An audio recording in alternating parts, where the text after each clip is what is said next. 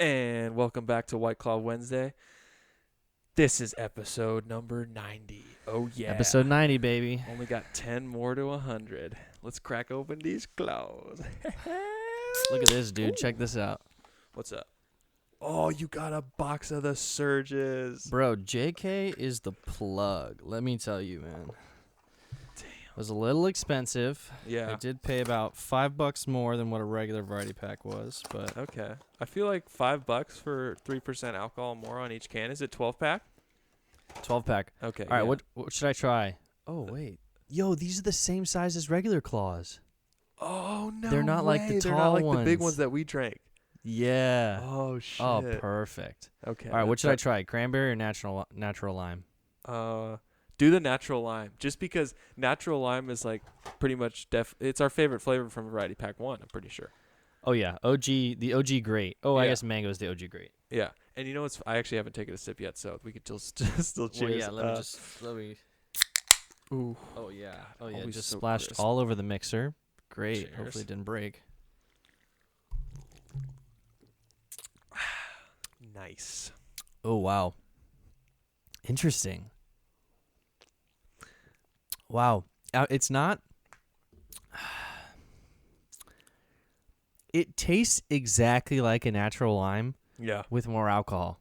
So Like it just tastes a little bit worse. That's it. okay. You know. Okay. So they nailed it. Sounds like. Yeah. Honestly. Yeah, that's good. So what are the I other gotta be three careful, besides natural lime? Blood orange, Mm-hmm. cranberry, Mm-hmm. blackberry, and then natural lime. So I think Ooh. we had cranberry and blood orange when we were here and we had the tall cans. Yeah, I think we did. Yeah. Yeah. Blackberry. Dude, the blackberry one is the cool looking can with it's got like a purple color on it, right? Oh yeah, it's sick, dude. The Surge cans are sweet, man. Look at this this almost like a midnight blue Yeah, with the midnight blue is sick. the neon green natural lime, dude. Yeah. We might have to redo a row of that tower, bro. I think we might, yeah. You know, Add a little We're gonna extra have to it, to- you know? we're gonna have to go hard on these if we want to add another row, though. Yeah, we will. We should. I'll start saving them, I guess. Yeah, that's a good idea. And then next time we're turning up, we should get a box of them. Oh yeah. Well, soon, dude. So I just talked to my contractor today. Yeah. I guess we can just catch up for the intro of this. Fuck. And he said that they're probably going to be done by the end of next week. So hopefully, not this weekend, but the following weekend, we can at least move in. And Nice. yeah, you guys can come over and see the place, and yeah, it's gonna be dope, dude. It's gonna be sick. So the work got done quicker than expected. It sounds like. Yeah. We were Nice. basically waiting on the city. Okay. I'm really happy with the guy that we went with, just because he went through the city and stuff like that. Yeah. And the great part was he was like, "Look, I'm gonna price you guys out for the work that I'm gonna do, and then you guys, I'll pay for the city, but you guys are gonna have to like reimburse me for the permits and the architect, blah blah blah." And so I don't know. I feel like that way it was easier to compare prices because, dude, talking to contractors, like if you're ever trying to get something done, they're like all over the place. They're like, "Oh yeah, this is including this is including that," and then others say it's not including this and not including that. It's really hard to decide. So, yeah, man, super excited. Fuck yeah. Is it a 2-story? No, it's a 1-story. It's 1 story. Okay. 1-story, 4-bed, 2-bath. I wish. Only thing that I don't like about it is there's only 2 baths. I thought want that's one what more you were gonna half say. bath, dude. I want one more at least half bath. I don't need 3 showers, but 1 half bath I think would be nice. Yeah.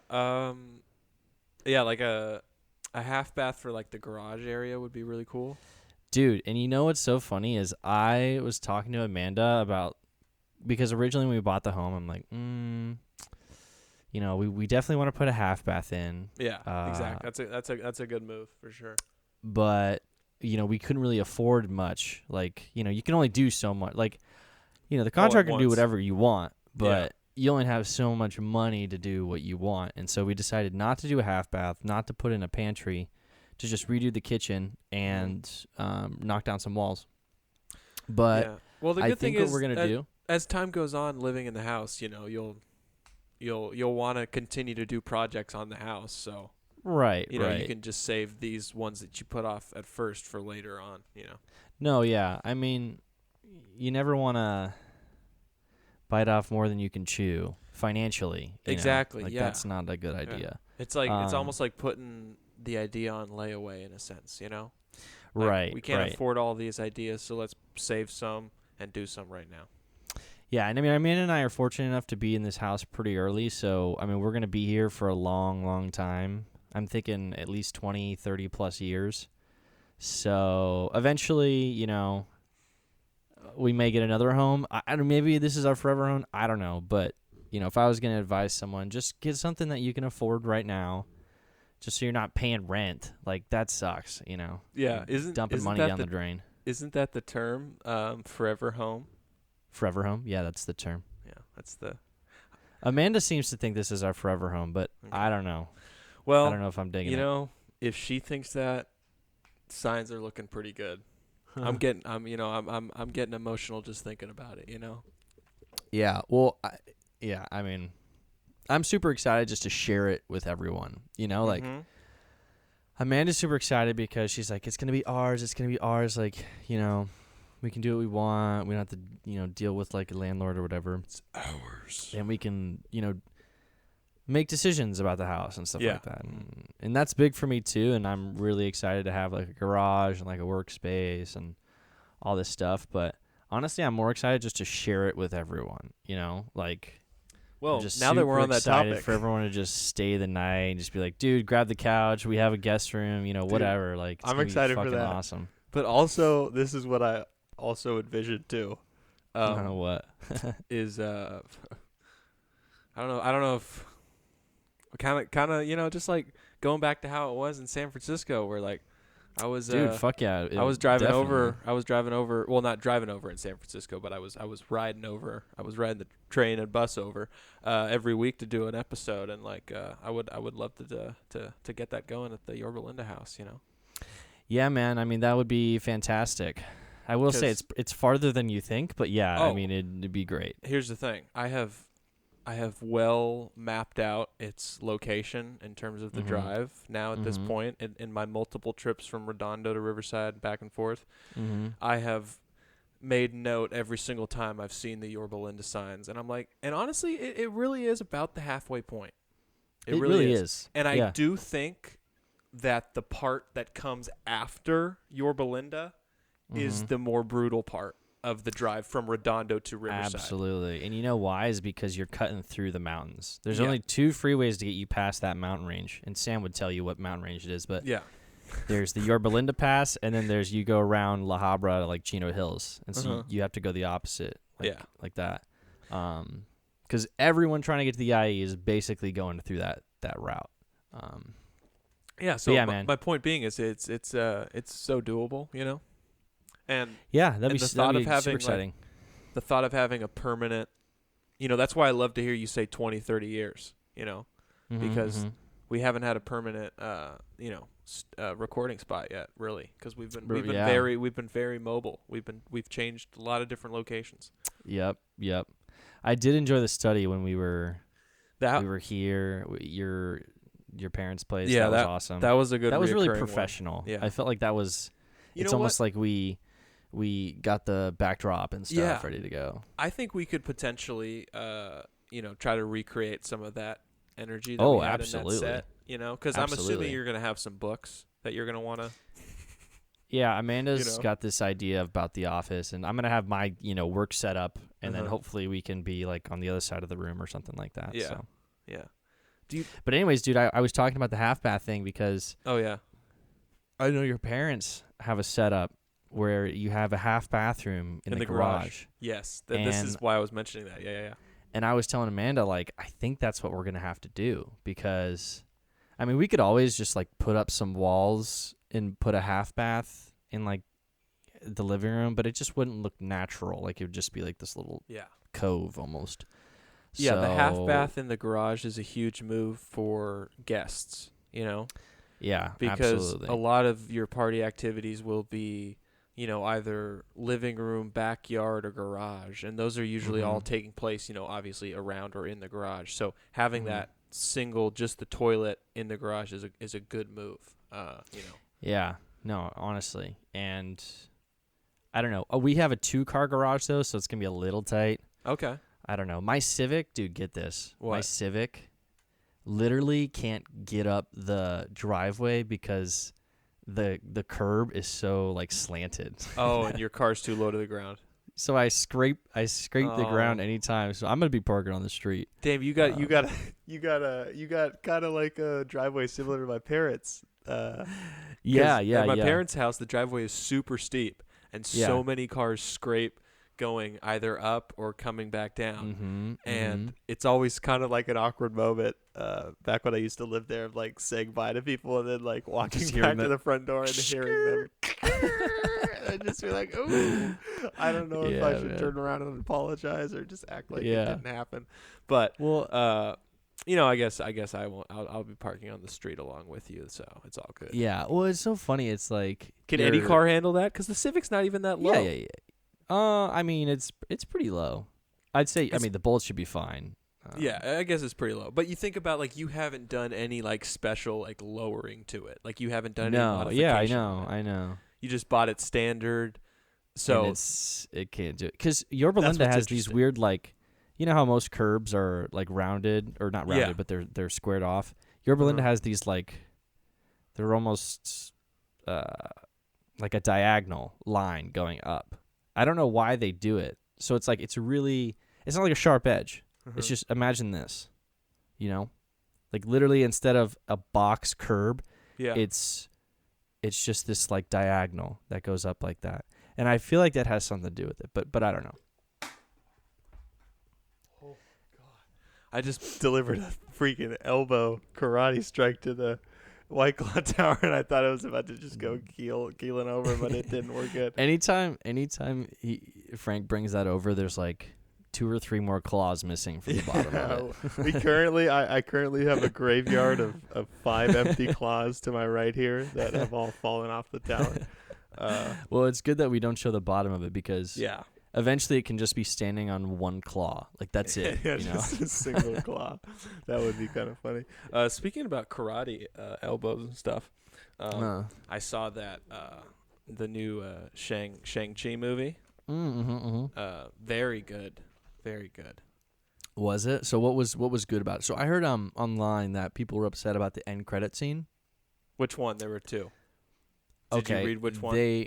No, I didn't read up because I didn't want to spoil anything. I plan on watching it, but people were upset because it was like, oh, the end credit scenes from Shang-Chi just confirmed that Marvel is like out of ideas and they're basically going to be like recycling the same concepts over this next, phase or whatever. Okay. That's what I was reading on Yeah. Reddit, and people Yeah. were like really upset. Yeah. Oh man.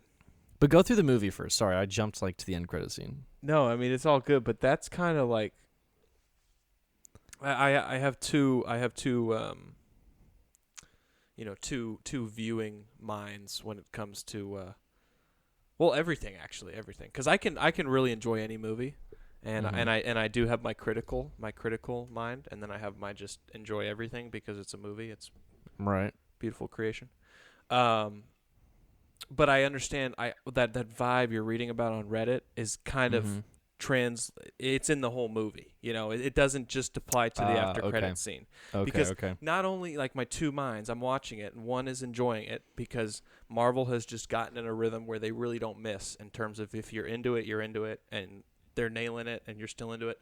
But my other mind, my critical mind is telling me, okay, Frank, this feels really weird because now we're officially feeling like we're in the Matrix in the sense of I'm watching the same movie and over and over again. And you've now gotten me to do this for the 25th time, and I've enjoyed it for the 25th time. But now that we're on the 25th time, I've realized in the back of my head, oh, you're doing the same thing every time. Right. Darn.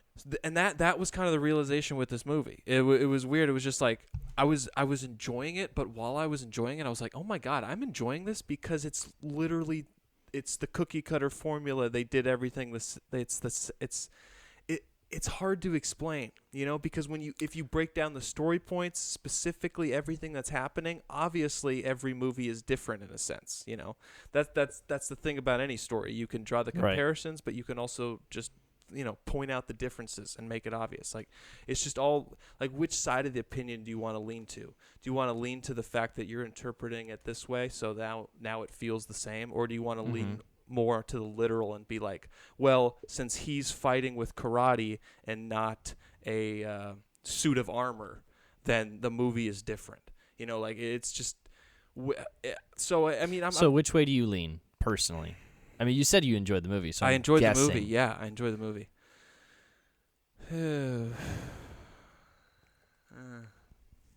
God, I guess I have to say I lean to the enjoyment Just side. Spilt surge all over me. Carry on. I guess I have to lean to the enjoyment side because I continue to go see these movies and I continue to pay for them and consume the product. Right. And it hasn't died for me yet. Well, I'm okay with the movies being similar because, like, how creative can you really be when it comes to superhero movies? Like, yeah, okay. And that's you have exactly literally endless. I get it. Like, you have endless different superheroes, whatever. Yeah. But that's a good point. It has to be a similar storyline in that you have a character, the superhero, has some struggles, has to build up some type of, mental state, and then they win, right? Yeah, and they're usually facing off against someone who is the same person as them, but just the evil version. The evil version, or something like that, which is the same thing you get in Shang-Chi. But that's superhero movies are their own genres. So in reality, making the argument, oh, they're all the same, it's like, well, yeah, I mean, you could make that argument about horror movies. You could make that argument about rom-coms. You can make that argument about almost any. I would say the hardest genre to make that argument against would probably be dramas. Just because dramas are usually about everything and anything in a sense. You can have your biggest scenarios. Anything to build emotion. Yeah, you can have very complex. Yeah, because emotion can be found in the smallest of situations and the biggest of situations. So the range of dramas, I think, when I just think off the top of my head, I feel like is greater. So really, that complaint kind of is just kind of yeah. But what do you think about people on Reddit talking about how moving forward in the future they're just going to be recycling sort of the same concepts? Are you getting that vibe at all, or no? Because I haven't seen the movie, nor have I seen the end credit scene, so I don't know what they're talking about, but I know that they are upset about the end credit scene, what it means for the future of, I guess, Marvel in Phase 4. I mean, it does. What vibe did you get from the end credit scene? Well, here's the vibe I got from the end credit scene. No spoilers. Yeah, I'm gonna keep it no spoiler. I think I can do this too. Well, actually, okay. I hate to say it, but this is going to technically be a spoiler in a sense. Okay. Because it's going to classify each of the two end credit scenes. I'm basically just going to, put them in a category pretty much. So categorically, it's going to spoil it. So your first end credit scene, the one that comes after the, animated credits with, the pictures and the actors' names and all that stuff. Yeah. That is pretty much putting the movie you just watched, this brand new character. Yeah. It's telling the audience that he's now a part of the bigger MCU. Which is expected. Exactly. It's expected. Right. So the first end credit scenes basically just tells all the moms and dads out there who have only seen Avengers or whatever, basically tells them that, oh, okay, so this character is now part of the other movies I've taken my kids to. Right. And then the second end credit scene is pretty much, okay, this new Marvel movie that I've just seen is going to get its own sequel. That's it. It was. I think maybe the reason why you're hearing the complaints on Reddit is because it feels so like, oh, duh, that's what they do. Okay. It feels like both end credit scenes are just so. Oh, of course, like, that's what the guess scene is. You know, would happen. Yeah, like I feel like just me telling you what I just told you is probably enough for you to go see Shang-Chi, not watch the end credit scene, and then still be. You'd be surprised. You'd be fine. Yeah, you'd be fine. Yeah, you really aren't getting much from the end credit scenes. So, from that, my initial thoughts are I don't know why people are upset then, because, I mean, me and you have talked about this many times, but like, we were getting into a realm. I mean, we're in a realm of the MCU right now where it's like the bigger, like they have to go above and beyond. Like now we're talking about like multi-dimensions, you know, all these things. And we talked about with DC and like how we both thought that maybe they should start a reboot, like a full restart, that people are going to crave those sort of initial character building, just like your raw, like Captain America, like the, you know, original Captain America movie was like a perfect example of that. And it might not be to that extent, the Shang-Chi movie, because, you know, it's Marvel, so they get to skip a few steps, right, in explaining and doing all these things. But I feel like it's good for the franchise, bringing in new characters and starting from the ground up. My only hesitation would be to bring those characters in too early, you know? Like, Shang-Chi, for instance, one movie, like, when is he going to be in the next movie? Like, next year, next 2 years, right? Like, you don't want to throw these characters at people too quick. That's my only concern. And what you mean in the sense of like throwing that at them too quick and then not, you know, hammering the characters in other movies and shows so that way that the audience forgets about them? Is that what you mean?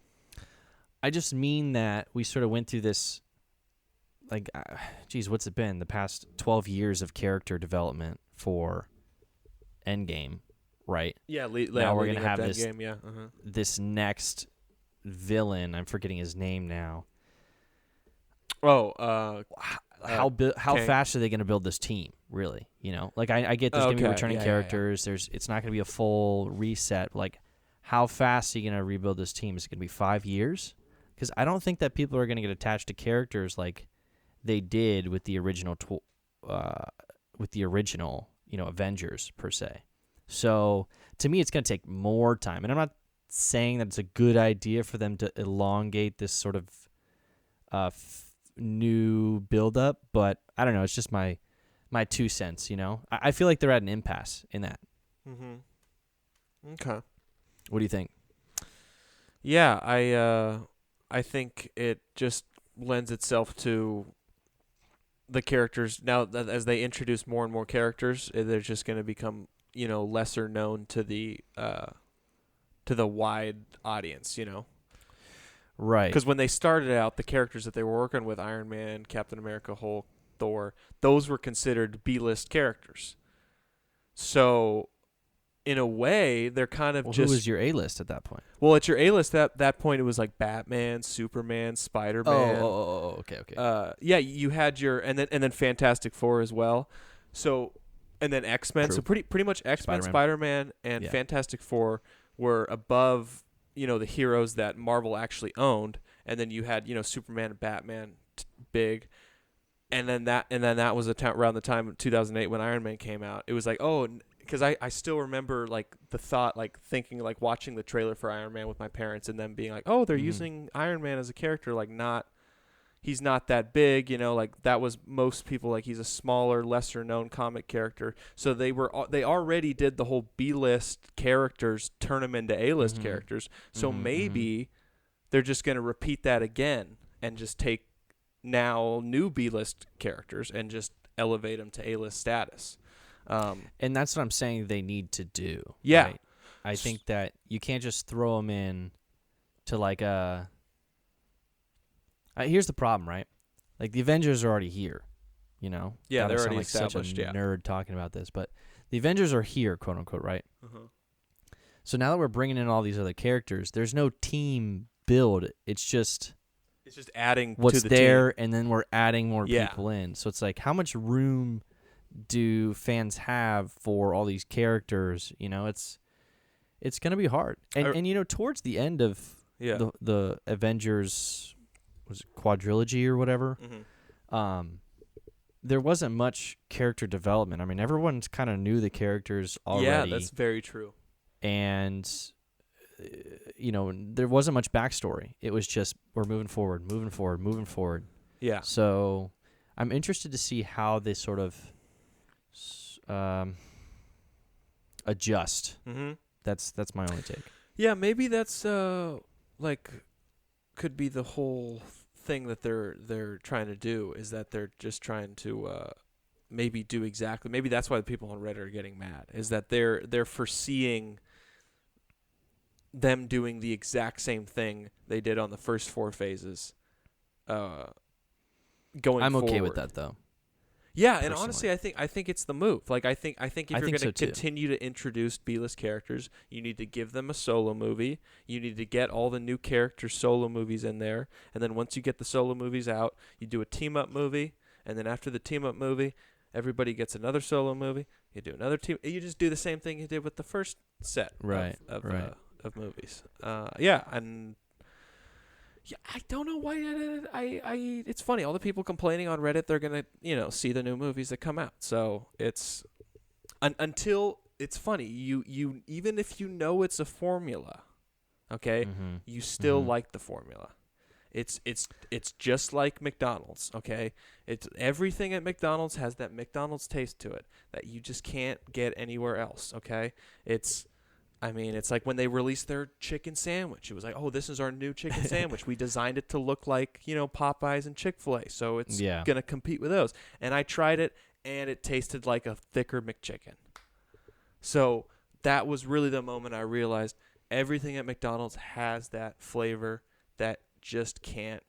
It's a formula, and you're either with it or you're not. And God. Yeah. I hate how much you love McDonald's, man. Oh, I love McDonald's. I really do. I really do. I haven't had McDonald's. I haven't had it in a while, but I've had enough of it in a lifetime. Maybe I've had a McFlurry in the past 5 years. Other than that, yeah, I haven't had it in 5 years. Yeah. I mean, to be honest with you, sometimes I think the McFlurry people are just like fake McDonald's fans. Like, come on now. Well, I'm not even a McDonald's fan. But yeah, no, I'm just saying in general, because the general consensus on the internet is, oh my God, the ice cream machines are broken, and it's like, why the fuck are you ordering ice cream at McDonald's? There's this guy Johnny Harris on YouTube. No, he literally does like this documentary video on why the machines are always broken.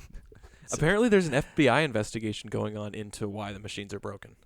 Really? Yeah, there's actually an FBI investigation happening right now about why the fuck are the McDonald's ice cream machines always broken when you're trying to get some McDonald's ice cream. Why does the FBI care about this? Ryan? Like, why? What? Man, I wish I knew that question. Honestly, I wish I knew imagine why you're the everybody FBI wants agent. Ryan, what? It's just vanilla ice cream, Ryan. It's just vanilla ice cream. It's just vanilla ice cream and some Oreo chunks. Like, you can get both those things at the store and throw them in the blender. Okay? You're 100% right, man. I cannot make a Big Mac, though. And I cannot create those French fries. And I cannot create those chicken nuggets. Those items are so goddamn unique, man. It's like, fuck, why aren't you ordering those? It's like, fucking ice cream machine. I'm coming for fucking burgers and nuggets and fries. It's true. You do have a point. Yeah. Well, What were we talking about before this, man? Well, we were talking about fucking the new Marvel movie being good, but also being formula, and I compared it to McDonald's being formula, and like, you're right. Well, actually, yeah. What I was thinking was about McDonald's. I was talking to Brady. Shout out Brady. Yeah, shout out Brady. And he. Oh man, I don't know if I should put him out there like this. Now that I'm thinking about it. Sorry, Brady. Well, we've just done first name, so it's not, Just kidding. Not Brady. His name was Torrance. His name was Tom. Yeah, Tom. Yeah. Tom got COVID recently. Sorry, Brady. And Tom lost his sense of taste. And Sucks for Tom Tom. went to McDonald's and talks about how bad it was eating McDonald's without his sense of taste because it just tasted like food rubber, or like it just felt, the texture of it was just rubbery, he said, and he couldn't taste anything. Yeah. So Well, hats off to McDonald's for tricking everybody. I can see that being a thing because you have certain foods that are so, famous for whatever texture they have, like ice cream and an avocado or an apple, or I guess I'm only naming actually I named dessert. But yeah, you have I think there's foods that you can enjoy without a taste, not that I would know, but Avocado? Really? well, avocado has it has a very distinct texture. It's not. Oh, true. Yeah, I'm just talking about foods with distinct textures that are just kind of like, like even if you're not tasting it in the COVID sense, you're still getting some of the experience of the food. But yeah, with McDonald's, I can see that being a thing. But that just goes right in line with the formula idea. Is they're basically printing food over there. So I don't know how they do it, man. When you bite into it, it's not gonna taste that good without the actual taste part. I don't know what's crazy to me, and it's actually impressive. Like, of course, McDonald's, the industry, number one fast food joint in America, right? And probably breaching into it in Europe and other places of the world. It's I think it's everywhere. It's super impressive. Yeah. What's more impressive is how they can build food that texturally, quality-wise, literally, like, everybody knows that McDonald's is so shite. So bad for you. And yet, they're still kicking. People still go through that drive-thru and still enjoy that freaking food. Even though it feels rubbery, it has the sodium taste. I don't get it. And you know what's crazy? It's so good, dude. It's so good. What? And what's even more crazy is everybody knows that if you put a McDonald's hamburger in your closet in a shoebox and 20 years later open it up, there's going to be no mold on it. Okay, and that's guess what? definitely not true. Everybody out there. Okay, fries. Let me say fries. I don't know about the hamburger, but I'm not. Fries, people have done it. It's true. Okay, listen. Well, Ryan. Okay. Okay, let me finish. But the most impressive part about this, okay, is that people eat that stuff and they're fine mostly. Okay? It takes a lot of eating that stuff to add up. But, like, that's incredible. They've created something that's actually edible and actually gives you good fuel and things that you can live off of while also being able to preserve it for years and years. If I was let's say I'm crazy into the apocalypse and I have a bunker, okay? Yeah. Uh-huh. I'm going through McDonald's every day and I'm just getting McDonald's fries and I'm just putting them in the bunker. No Ziploc, no, Tupperware. I'm just putting those bags. I'm lining them up in a row, and then when shit goes down, I'm just eating those. I don't know about this whole fry theory, dude. I really... Dude, look it up. I'm telling you, people have left their fries in the closet for like 10 years, 10 plus years. Okay. Nothing. Okay. I know I've eaten it. That was like 2000s. That was too... Okay.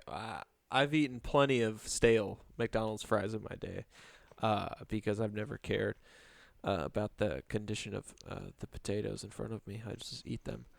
I love potatoes. And I love McDonald's French fries. They have a unique, crispy flavor that they can't be They do. found. Like when you first get them and they're really hot. Oh, my God. They're so good. They're like crispy In-N-Out fries that taste good hours later. That's my thing. And they don't if you don't need eat them hot, they're bad. I don't think McDonald's fries really need any sauce.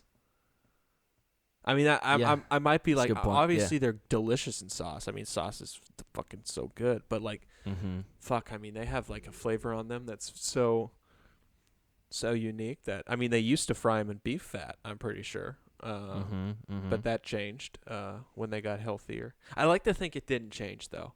I like to think that companies can lie and they can No, you don't. get away with something. And you just like it when like it's fudge about it. McDonald's. No, because I like the idea that, sometimes there's someone like watching me through my webcam. People who put tape on their webcam, it's just like, what are you doing? Like, how are you not trying to give this person a show? Like, I guess you're just not an entertainer. Because I love to think about the person behind my webcam. Anybody else think about that? Anybody? I have thought about it multiple times, and I'm like, wow, these people, like, let's say someone's watching me, or they have all my footage or something like that. Man, they've caught me in some troubled moments, my man.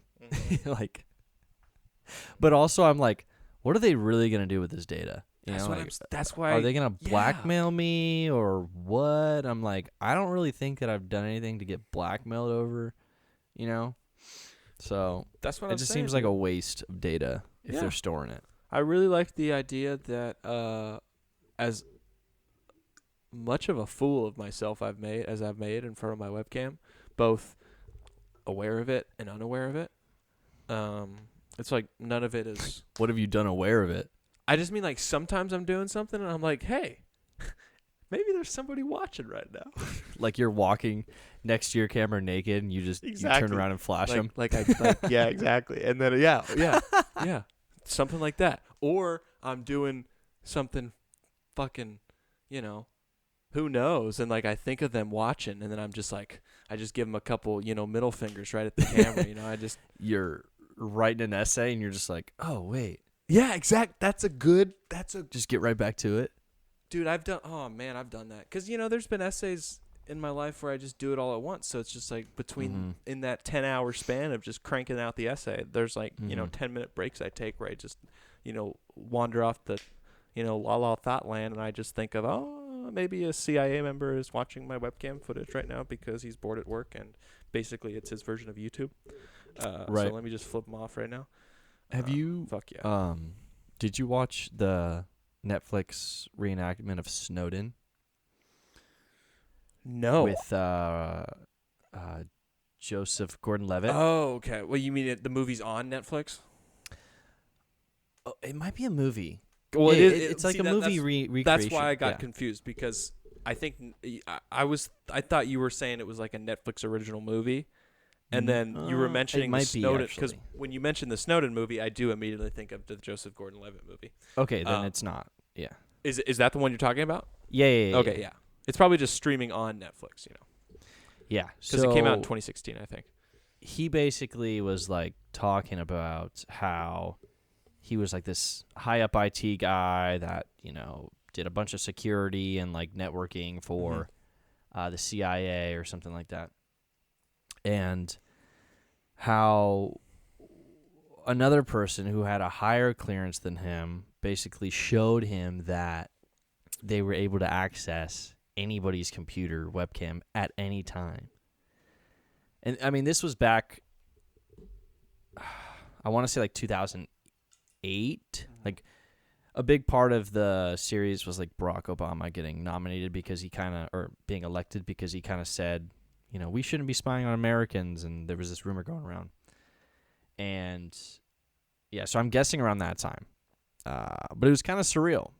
Like this guy saying that, and, how are you going to validate it at one point? But at the same time, it's like, this guy's lost everything.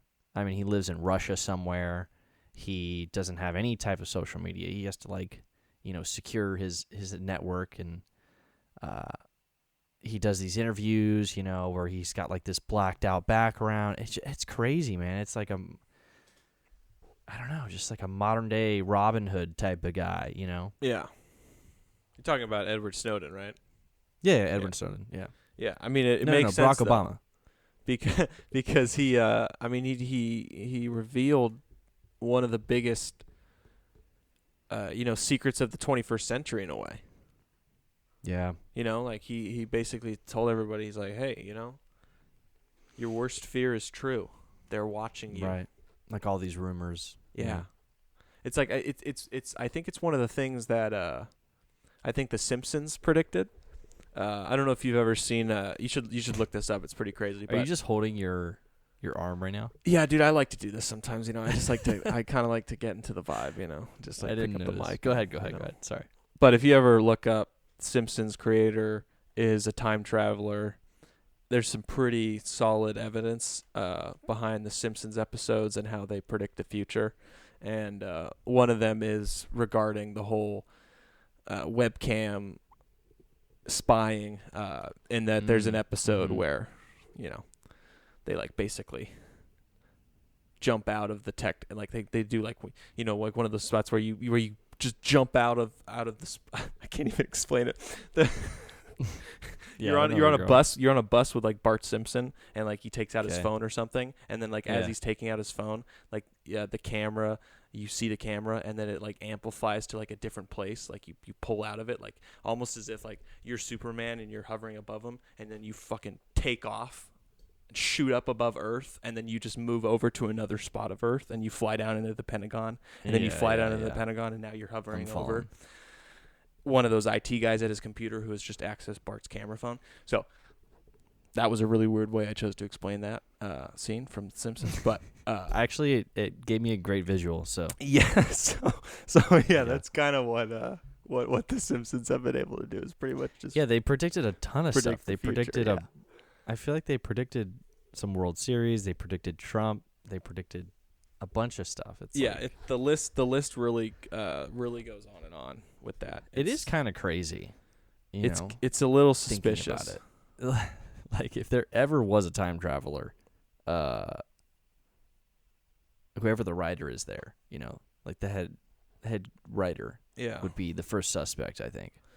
So let's close on a big question. All right. Are you going forward or back with a time machine? You only get one trip. You get a round trip. You get to go forward or back, and then come back to where we are right now. And you get to let's just put 24 hours on it. So you get 24 hours in whatever spot you're dropping into. What are you thinking? Do people know that I did this, or is it just me? That is all. Well, see, that's the thing. That in a way, it's just you, because in this scenario that I'm pitching, the question, you have somehow just gained the ability in your brain to build a time machine in whatever is in your room at this moment. So you've built this time machine, and now you're in your room alone staring at it. And so your question kind of becomes a factor when you start considering where are you dropping into, Like, are you dropping into a past memory of your own where you're going to have to hide from yourself and hide from others to avoid breaking the time continuum? Or are you just, having fun with it? That's a good question, man. A part of me wants to go back, but I feel like I got to go forward, man. I got to go to the future. Like I got Dude, I'm so happy you said that. I have to go somewhere that we don't have any data on or any type of idea. Exactly, dude. Exactly. I want to know what humans are like in